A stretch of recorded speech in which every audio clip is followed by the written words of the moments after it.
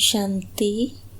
आज 13 मई 2022 दिन शुक्रवार की साकार मुरली। आइए अब सुनते हैं मीठे बाप दादा के मधुर महावाक्यों को। मीठे बच्चे, बाप ने रुद्र ज्ञान यज्ञ रचा है। तुम ब्राह्मण इस यज्ञ की संभाल करने वाले हो, इसलिए तुम्हें पवित्र जरूर रहना है। प्रश्न: अंत समय में बाप किन बच्चों को सहायता देते हैं? उत्तर: जो अच्छी रीति सर्विस करते हैं उन्हें अंत में जब बहुत आफतें आएंगी उस समय सहायता मिलेगी। जरूर जो बाप के मददगार बने, बाप उन्हें मदद करेंगे। प्रश्न: वंडरफुल मुखड़ा कौन सा है? उसका यादगार किस रूप में है? उत्तर: शिव बाबा जिसे अपना मुखड़ा नहीं, वह जब इस मुखड़े का आधार लेते हैं तो यह हो जाता है वंडरफुल मुखड़ा। इसलिए तुम बच्चे सम्मुख मुखड़ा देखने के लिए आते हो। इसका यादगार रुंड माला में मुखड़ा दिखाते हैं। गीत: हमने देखा हमने पाया शिव भोला भगवान, कितना मीठा कितना प्यारा शिव भोला भगवान। ओम शांति। बेहद का बाप कहते हैं, मैं एक ही बार 5000 वर्ष बाद बच्चों का मुखड़ा देखता हूँ। बाप को अपना मुखड़ा तो है नहीं। शिव बाबा भी पुराने शरीर का लोन लेते हैं, तो तुम बाप दादा दोनों का मुखड़ा देखते हो। तब कहते हैं बाप दादा का याद प्यार स्वीकार हो। अब रुंड माला बच्चों ने देखी है, उनमें मुखड़ा दिखलाते हैं। रुंड माला बनाई जाती है तो शिव बाबा का भी ऐसे मुखड़ा देखेंगे। यह कोई को पता नहीं है कि शिव बाबा भी आकर शरीर का लोन लेते हैं। शिव बाबा इस ब्रह्मा मुख से बोलते हैं, तो यह उनका मुख हो गया ना। इस समय एक ही बार बाप आकर बच्चों का मुखड़ा देखते हैं। बच्चे जानते हैं शिव बाबा ने यह मुखड़ा किराए पर लोन लिया हुआ है। ऐसे बाप को अपना मकान किराए पर देने से कितना फायदा होता है। पहले पहले इनके कान सुनते हैं। भल फट से तुम सुनते हो, परंतु तो भी सबसे नजदीक इनके कान हैं। तुम्हारी आत्मा तो दूर बैठी है ना। आत्मा कान द्वारा सुनेगी तो थोड़ा फर्क रहता है। तुम बच्चे यहाँ आते हो सम्मुख मुखड़ा देखने। यह है वंडरफुल मुखड़ा। शिवरात्रि मनाते हैं तो जरूर शिव बाबा जो निराकार है वह यहाँ आकर प्रवेश करते हैं, तो उनका भी यह भारत देश हुआ। भारत है अविनाशी परम पिता परमात्मा का बर्थ प्लेस, परंतु उनका बर्थ अन्य मनुष्यों सदृश नहीं है। स्वयं कहते हैं, मैं आकर इनमें प्रवेश करता हूँ और फिर बच्चों को ज्ञान सुनाता हूँ। और सभी आत्माओं का अपना अपना शरीर है, मेरा कोई शरीर नहीं है। शिव को हमेशा लिंग रूप दिखाएंगे। रुद्र यज्ञ जब रचते हैं तो मिट्टी के गोल गोल लिंग बनाते हैं। सालिग्राम छोटे छोटे बनाते हैं, शिवलिंग बड़ा बनाते हैं। वास्तव में छोटे बड़े हैं नहीं, सिर्फ दिखाने के लिए कि वह बाप है, वह बच्चे हैं। पूजा भी दोनों की अलग अलग करते हैं। समझते भी हैं वह शिव है, वह सालिग्राम है। ऐसे तो नहीं कहते सभी शिव ही शिव है, नहीं। शिवलिंग बड़ा बनाते हैं और सालिग्राम छोटे छोटे बनाते हैं। यह सब बच्चे हैं उनके साथ। बाबा ने समझाया है इन सालिग्रामों की पूजा क्यों करते हैं, क्योंकि तुम सब आत्माएं हो ना। तुम इस शरीर के साथ भारत को श्रेष्ठाचारी बना रहे हो। शिव बाबा की श्रीमत सालिग्राम ले रहे हैं। यह भी ज्ञान यज्ञ रचा हुआ है रुद्र शिव बाबा का। शिव बाबा बोलते हैं, सालिग्राम भी बोलते हैं। यह अमर कथा सत्यनारायण की कथा है। मनुष्य को नर से नारायण बनाते हैं। सबसे ऊंच पूजा उनकी हुई ना। आत्मा कोई बहुत बड़ी नहीं है, बिल्कुल बिंदे मिसल है। उनमें कितना नॉलेज, कितना पाठ भरा हुआ है। इतनी छोटी सी आत्मा कहती है मैं शरीर में प्रवेश कर पाठ बजाता हूँ। शरीर कितना बड़ा है। शरीर में आत्मा प्रवेश होने से छोटेपन से ही पाठ बजाने लग पड़ती है। अनादि अविनाशी पाठ मिला हुआ है। शरीर तो जड़ है। उनमें जब चैतन्य आत्मा प्रवेश करती है उनके बाद गर्भ में सजाएं खाने लगती है। सजाएं भी कैसे खाती है? भिन्न भिन्न शरीर धारण कर जिसको जिस रूप से दुख दिया है तो वह साक्षात्कार करते जाते हैं। दंड मिलता जाता है। त्राही त्राही करते हैं, इसलिए गर्भ जेल कहते हैं। ड्रामा कैसे अच्छा बना हुआ है। कितना पाठ बजाते हैं। आत्मा अंजाम अर्थात वायदा करती है मैं कभी पाप नहीं करूंगी। इतनी छोटी आत्मा को कितना अविनाशी पाठ मिला हुआ है। 84 जन्मों का पाठ बजाकर फिर रिपीट करते हैं। वंडर है ना। यह बाप बैठ समझाते हैं, बच्चे भी समझते हैं। यह तो यथार्थ बात है। इतनी छोटी बिंदी में कितना पाठ है। आत्मा का बहुतों को साक्षात्कार होता है। गाते भी हैं आत्मा स्टार है जो इस भ्रुकुटी के बीच में रहती है। कितना पाठ बजाती है। इसको कहा जाता है कुदरत। तुम तो जानते हो हम आत्मा एक शरीर छोड़ दूसरा लेते हैं। कितना पाठ बजाते हैं। हमको बाबा आकर समझाते हैं कितनी ऊंच नॉलेज है।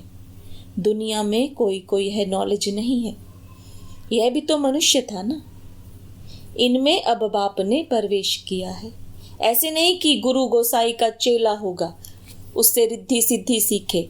कोई समझते हैं गुरु का वरदान अथवा गुरु की शक्ति मिली हुई है। यह तो बातें ही न्यारी हैं। सम्मुख सुनने से तुमको बहुत मजा आता है। जानते हो हमको बाबा सम्मुख समझा रहे हैं। बाबा भी इतना छोटा है जितना हम आत्मा छोटी हैं। उनको कहा जाता है परम पिता परमात्मा। परम माना सुप्रीम। परे ते परे परम धाम में रहने वाले। परे ते परे तुम बच्चे भी रहते हो। बाप कितनी महीन बातें सुनाते हैं। शुरुआत में थोड़े ही समझाते थे।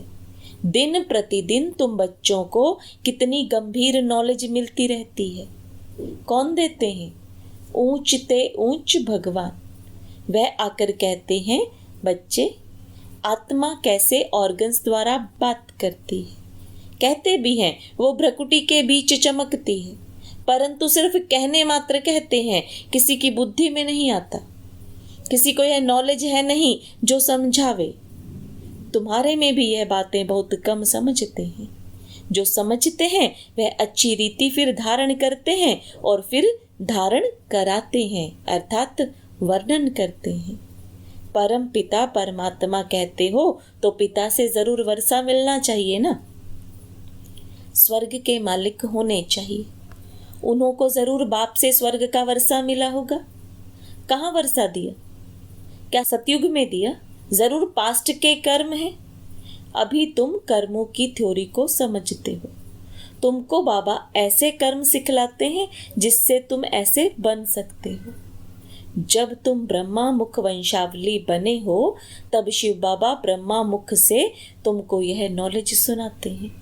कितना रात दिन का फर्क है। कितना घोर अंधियारा हो गया है। कोई भी बाप को जानते नहीं जिससे रोशनी मिले। कहते हैं हम एक्टर्स पाठ बजाने आए हैं इस कर्म क्षेत्र पर, परंतु हम कौन है, हमारा बाबा कौन है, कुछ भी पता नहीं। सृष्टि चक्र कैसे फिरता है कुछ भी नहीं जानते। गाया भी हुआ है।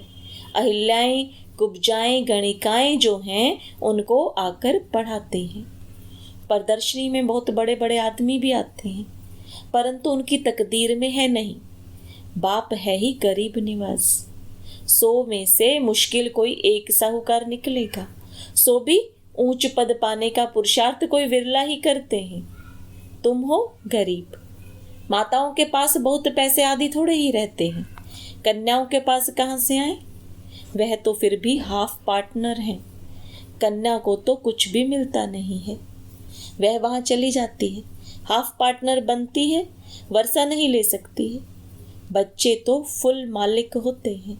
तो ऐसी कन्याओं को ही पहले पहले बाप अपना बनाते हैं। एक तो पढ़ाई की ब्रह्मचारी लाइफ है, गरीब हैं, पवित्र हैं, इनकी ही पूजा होती है सारे इस समय की बातें। इस समय तुम्हारी एक्ट चलती है जो फिर पूजी जाती है। शिव जयंती बिगर कृष्ण जयंती हो ना सके। तुम जानते हो शिव जयंती फिर कृष्ण की, राम की जयंती। शिव जयंती से जगदम्बा जगत पिता का भी जन्म होता है, तो जरूर जगत का ही वर्षा मिलेगा। सारे जगत का मालिक तुम बनते हो। जगत माता है जगत की मालिक। जगत अम्बा का बहुत मेला लगता है। ब्रह्मा को इतना नहीं पूजते हैं, तो बाप माताओं को आगे रखते हैं। शिव शक्तियां माताओं को सबने ठोकरें मारी हैं, खास पतियों ने। यह तो पतियों का पति है। कन्याओं को समझाते हैं, यह जगत अम्बा की बच्चियां मास्टर जगत अम्बा हुई ना। यह बच्चियां भी माँ जैसे कार्य कर रही हैं। मम्मा मिसल तुम भी त्रिकालदर्शी हो। मेल फीमेल दोनों हैं। प्रवृत्ति मार्ग है ना। मेजॉरिटी माताओं की है। नाम भी इन्हों का वाला है। ब्रह्मा का इतना बाला नहीं है। सार सिद्ध ब्राह्मण ब्रह्मा को पूजते हैं। 2 प्रकार के ब्राह्मण होते हैं, सार सिद्ध और पुष्करणी। शास्त्र सुनाने वाले अलग होते हैं। यह सब बातें बाप बैठ समझाते हैं। कैसे यह चक्र फिरता है, कैसे मैं आता हूँ। वायदा तो है ना कि मैं फिर से 5000 वर्ष के बाद ज्ञान सुनाऊंगा। गीता में भी है ना, जो पास्ट हो जाता है वो फिर भक्ति मार्ग में गाया जाता है। यह तो अनादि ड्रामा है, कभी शूट नहीं होता। इनका कोई आदि मध्य अंत नहीं है, चलता ही आता है। बाप आकर समझाते हैं यह ड्रामा कैसे चलता है। 84 जन्म तुमको ही भोगना पड़ता है। तुम ही ब्राह्मण, देवता, क्षत्रिय आदि वर्ण में आते हो। शिव बाबा और ब्राह्मण दोनों को गुम कर दिया है।